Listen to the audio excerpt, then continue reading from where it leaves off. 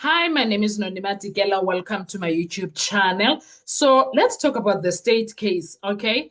Has the state, has Baloyi and Sibanda proved their case in the Senzo Meyiwa murder trial? Have they proved that the five men that are sitting on the dock have they proved that they committed the crime? For almost a decade, South Africans have been asking one question: who really killed Senzo Meyiwa? But perhaps an even bigger question today is this: has the state actually proved its own theory?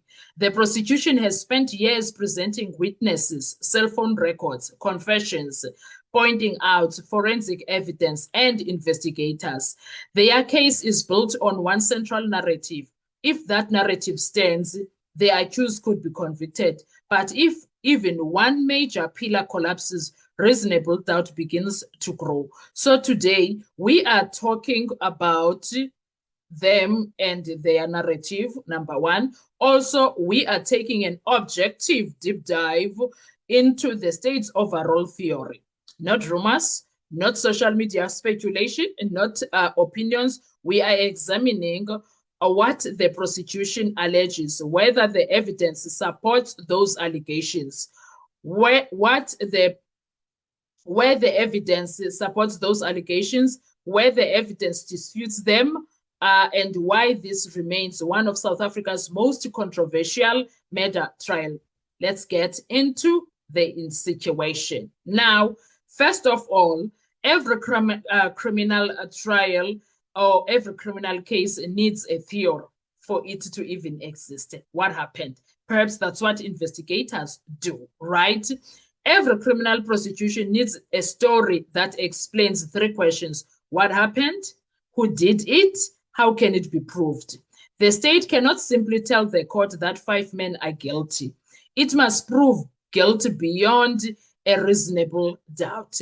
In this case, the prosecution says Senzo Meyiwa was not killed during an ordinary robbery. In fact, they started saying it was an ordinary robbery. Then it changed, it became they said it was an ordinary robbery. Then they said he was not killed during an ordinary robbery. Instead, they alleged the shooting resulted from a planned criminal operation involving the five accused, and they said it's a contract killing. That is the backbone of the entire prosecution. In fact, I wouldn't exactly even say a backbone, maybe lack of a better word, but this case kept on changing. At first, it was robbery gone wrong. Then it was they wanted to kill Kelly Khumalo. Then it was, if you guys remember others, please drop them in the comment section. Then it was Mandisa sending people because Mandisa feared that Senzo is going to leave him. Yeah, there were so many stories, guys, okay? There were so many stories. Jiggy, Gininda comes to court and say, actually, now I have these five guys here, and these guys are saying it was Kelly who sent them. I'm like, hi, boo. Which one are we going to take to? What's going on? Yeah, but we ended up having so many questions as South Africans because now everything was just getting confusing. Now, the state cannot simply tell us that these guys are guilty. It must prove beyond a reasonable doubt. In this case, the prosecution says Senzo Meyiwa case was killed and it was a planned killing. Kelly Khumalo paid for it. That is the backbone of the entire prosecution's case. That's what they are telling the court right now. If the court accepts that theory, the accused could be convicted under the doctrine of common purpose. That is what it means when they talk about common purpose. If the court rejects it, the state's case becomes significantly more difficult. Okay. Secondly, robbery was allegedly a cover story. That's what now they ended up saying, that this thing of calling it a robbery, Kwa Khumalo, when the police arrived, was a cover story. They did an investigation and they find out otherwise. One of the prosecution's biggest argument is that the original robbery narrative does not tell the full story. Immediately after the shooting, several witnesses inside the house described armed intruders entering the property before Senzo was shot. The state has argued that this version is either incomplete or unreliable. Their theory suggests the murder was targeted rather than a random house robbery. That is an important distinction. If it was a genuine robbery, investigators would naturally look for unknown armed robbers. If it was a planned assassination, investigators would instead focus on those alleged involved in the organizing and carrying out the plan. The shift in investigative theory became one of the defining features of the case. The defense, however, maintains that there were intruders and disputes the prosecution's prosecution's reconstruction of events. Okay. Number 3, the 5 accused. According to the prosecution, the 5 accused did not randomly come together. The state alleges they formed part of a criminal group connected to the murder. Importantly, the prosecution does not need to prove that every accused fired the fatal shot if it successfully establishes the legal requirements for common purpose. Under South African law, people acting together in a criminal enterprise may all bear criminal liability if the legal test is met. The prosecution therefore argues that each accused played a role before, during, and after the murder of Senzo Meyiwa. The defense rejected this completely. Every accused has pleaded not guilty. Each defense team argues the state has failed to place their client at the crime scene in a legally reliable way. This disagreement lies at the heart of the trial, and it's true. Baloyi has not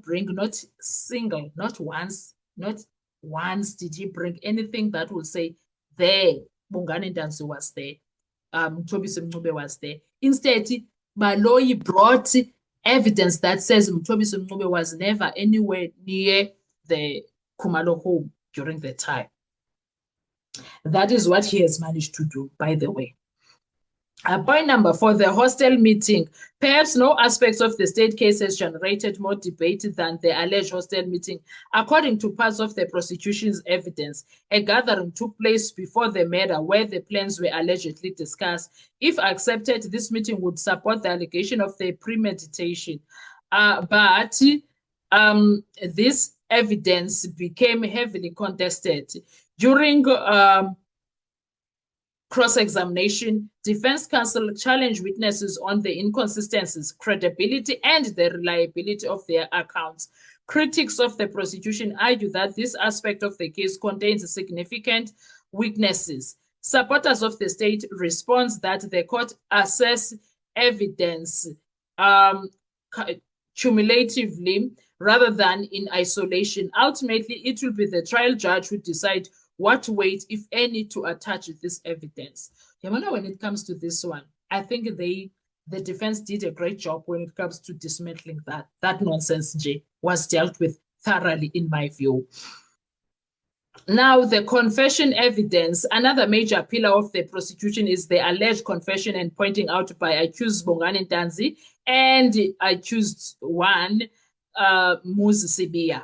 The state argues this evidence contains information that corroborates its overall theory. If admitted and found reliable, confessions evidence can be highly persuasive.